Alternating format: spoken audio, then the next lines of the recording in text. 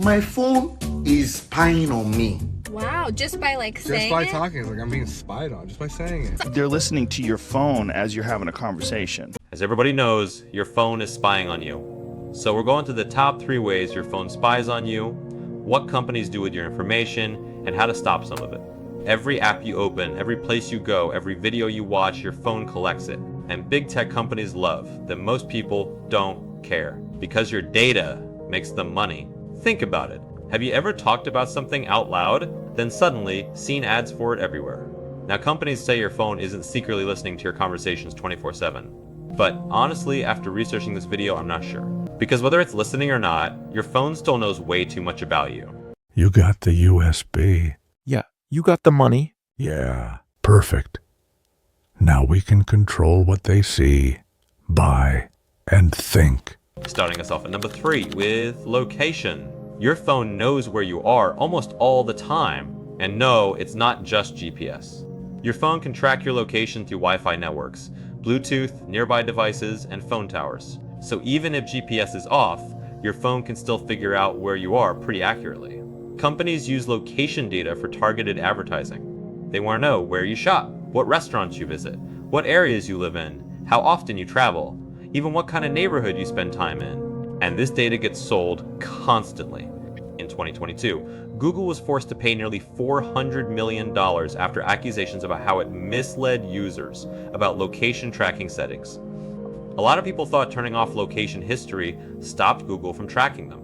It didn't. Investigators found some Google services could still collect location data in the background.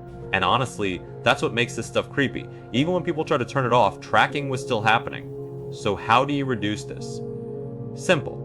Turn location permissions to only while using app. Disable precise location when apps don't need it. Turn Bluetooth off when you're not using it. Delete apps that constantly ask for location access. Because most apps really do not need to know where you are 24/7. Impossible. Nobody can hide from me. Let's check out number 2, microphones.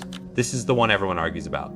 Is my phone listening to me? Now companies say they aren't secretly recording conversations all day. But here's the thing. Voice assistants like Siri, Alexa, and Google Assistant are always waiting for trigger words, which means your phone is constantly monitoring audio in some form. And there have already been cases where recordings were reviewed by human contractors to improve voice systems. Think about that. Random snippets of conversations stored on servers somewhere because your phone thought it heard, "Hey Siri." I remember one time, my phone activated Siri while I was talking to someone. Nobody said, "Hey Siri," it just randomly turned on. And that made me realize how much these devices are always listening for something. Companies use voice data to improve AI, train voice recognition, personalize ads, and understand behavior patterns. Because your phone doesn't just want to hear you, it wants to understand you. So how do you stop this? You should disable microphone permissions for apps that don't need it, turn off voice assistants if you never use them, and check what apps have microphone access regularly. Because some random app absolutely does not need access to your mic. He can't keep getting away with this. Now let's check out the final one, because this is where all your data really ends up. Most people think apps only know what happens inside their own app. Not true. Apps constantly share data with advertisers, analytics companies, and third-party trackers. That's why you can search for something once, then suddenly see ads for it on every app you open. Your phone has something called an advertising ID. Think of it like a digital tag attached to you online. Companies use it to connect your behavior across apps and websites. So together they build a profile on you. What you buy, what you watch, what you search, what keeps your attention, and yes, this data gets sold. That's the business model behind a lot of free apps. One of the biggest examples was the Facebook Cambridge Analytica scandal. Data from millions of users was collected and used for political advertising without people fully understanding it. And that information was used to target people based on personality and behavior. That's insane. Your data wasn't just being used to sell products anymore, it was potentially influencing opinions. And even after lawsuits and massive backlash, data collection is still a huge part of social media companies.